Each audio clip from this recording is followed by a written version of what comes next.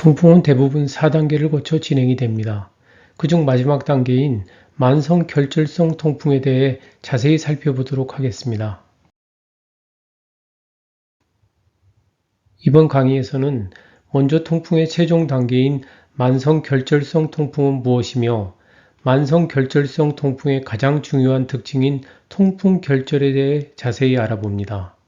그리고 만성 결절성 통풍은 어떤 특징을 가지고 있으며 어떤 식으로 진행이 되는지도 살펴보겠습니다.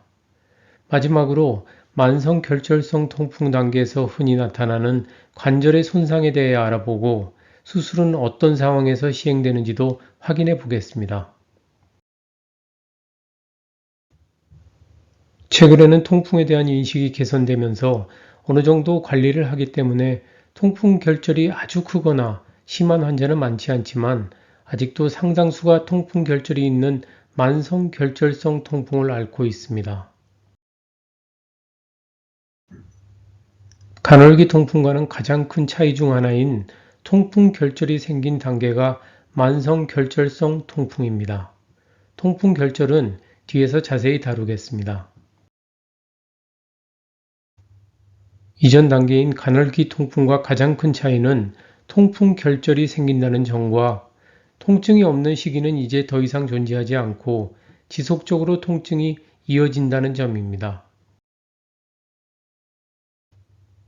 간헐기 통풍 시기에는 관절 사이에 모래처럼 쌓인 요산결정이 미세한 관절 손상을 일으키는 정도에 그쳤지만 이 단계에 들어오면 만성염증이 지속되면서 본격적인 관절의 손상과 파괴가 일어납니다.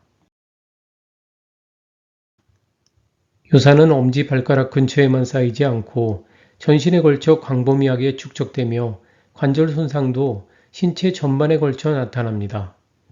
통풍 결절로 인해 관절이 파괴되면 손상은 복구되지 않으며 영구적인 장애를 남깁니다.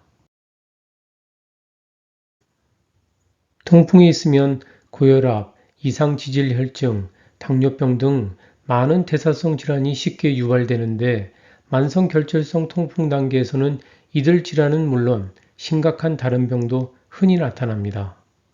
요산결정이 관상동맥에 쌓이면서 심근경색증을 일으키기도 하며 지속적으로 콩팥에 부담을 주기 때문에 심부전을 유발하기도 합니다.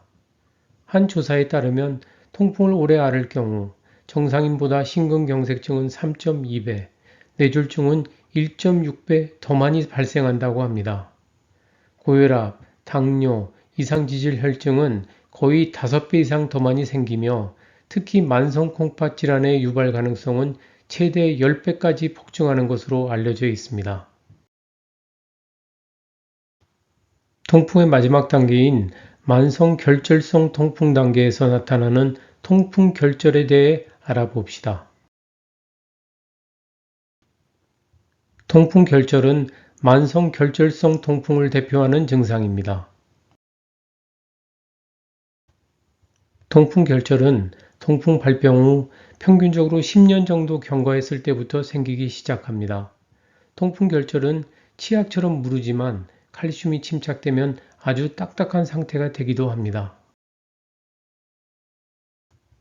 통풍 결절이 생기면 우리 몸은 얇은 막으로 결절을 둘러싸서 외부로부터 격리를 시키는데 만약 이 막이 터지게 되면 쏟아져 나온 요산결정을 면역체계가 강력하게 공격하면서 극심한 염증과 통증이 생길 수도 있습니다.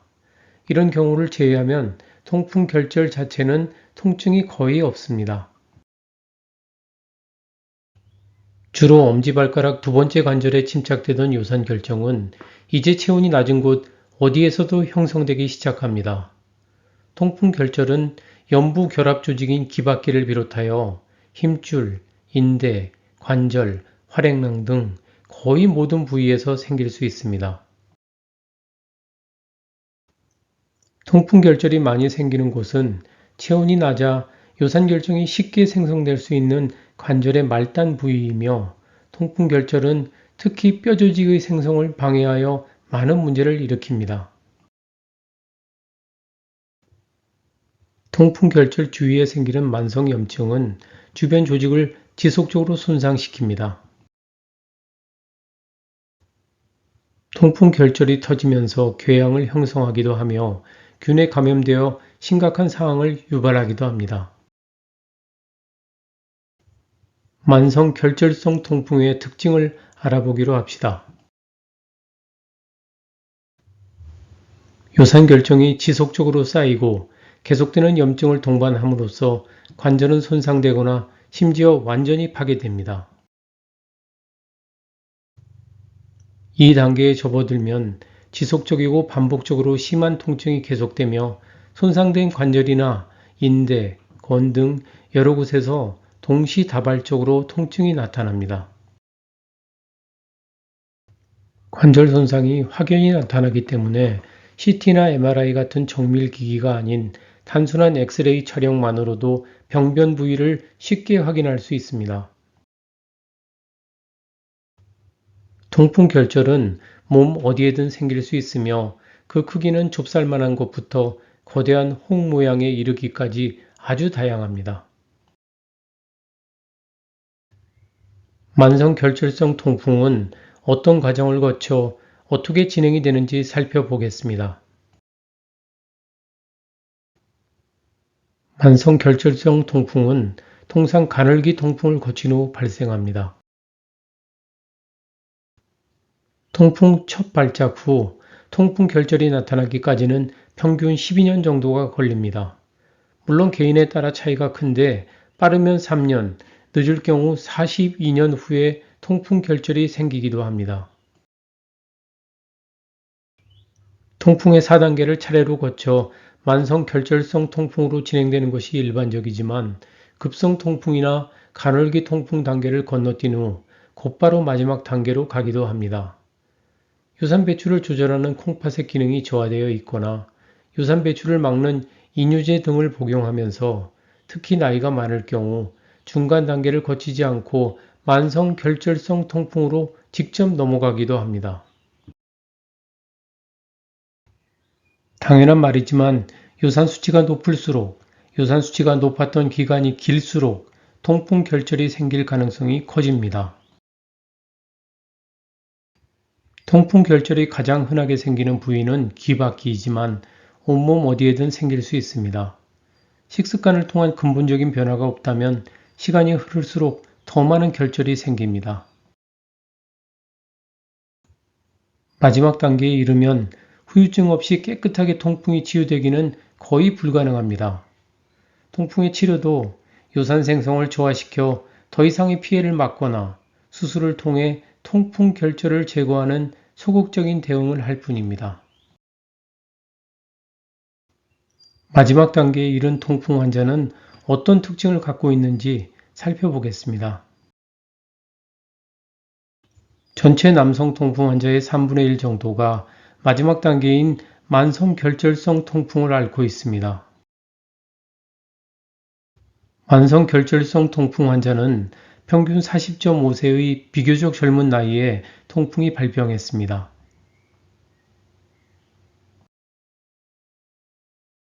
만성 결절성 통풍 환자는 평균적으로 약 19년 정도 통풍을 앓고 있었습니다. 통풍 발작도 잦아져서 1년에 4차례 정도 발작이 일어납니다. 요산 조절제를 복용하는 환자도 물론 있겠지만 이 단계에 있는 환자들의 평균 요산 농도는 9.15, 상한선인 6.8보다 35%나 높은 수치를 보이고 있었습니다. 요산 결정은 온몸에 쌓이는데 71%의 환자가 여러 관절에서 동시에 여러 개의 통풍 결절을 가지고 있었습니다. 마지막 단계에 이르면 흰색 화살표에서 볼 수 있듯이 관절 주위에 뼈가 녹아내리는 골밀환이라는 현상이 나타납니다. 골밀환은 뼈가 있어야 할 자리가 비어 있거나 동그랗게 구멍이 뚫려 있는 상태를 가리킵니다. 요산 결정을 없애기 위해 면역세포가 분비한 염증 물질이 뼈를 파괴하거나 녹여버린 것이죠. 심지어 뼈뿐만 아니라 뼈와 뼈를 연결하는 인대를 파열시키기도 합니다. 만성 결절성 통풍이 더 진행되면 뼈가 아예 녹아서 제기능을 하지 못하는 기능부전 상태가 됩니다. 화살표에서 볼 수 있듯이 뼈가 뭉개져 버려 관절로서의 기능이 완전히 상실되고 말았습니다. 요산결정을 공격하기 위해 우리 몸이 스스로 만든 염증은 정작 요산결정은 없애지 못하며 오히려 관절을 비롯한 인체 조직을 파괴합니다. 증상이 가벼운 경우 관절경을 통해 관절에 붙어있는 요산결정을 긁어내고 필요하면 손상된 관절 부위에 인공뼈를 이식하기도 합니다. 이렇게 비교적 단순한 수술을 해도 4주 깁스, 4주 보호대를 한 후 재활감 운동을 해야 하므로 대부분 3개월 정도 지나야 일상생활로 복귀할 수 있습니다. 통풍에 걸리면 어떤 식으로든 관리를 하기 때문에 이렇게 수술을 받을 정도까지 진행되는 경우는 드뭅니다. 하지만 통풍 결절이 더 이상 손을 쓸 수 없을 정도로 커지고 관절이나 인대, 건 등의 기능장애를 동반할 경우 단순히 관절경으로 요산결정을 제거하는 정도로는 회복이 되지 않습니다. 따라서 관절을 포함한 주변 조직을 광범위하게 건드려야 하므로 굉장히 어려운 고난이도의 수술이 됩니다. 통상 6개월 정도 요산조절제를 복용하면 작은 결절은 대부분 사라지지만 수년이 지나도 없어지지 않는 경우도 많고 결절이 다음과 같은 상황이라면 수술을 고려합니다. 관절경을 통해 관절면에 침착된 요산결정만 제거하는 비교적 간단한 시술도 있지만 관절뿐만 아니라 주변 조직까지 손상이 되었다면 여러 번의 절개, 재건, 관절 고정, 절단 등 아주 복잡하고 장기간에 걸친 고난이도 수술을 해야 할 때도 있습니다.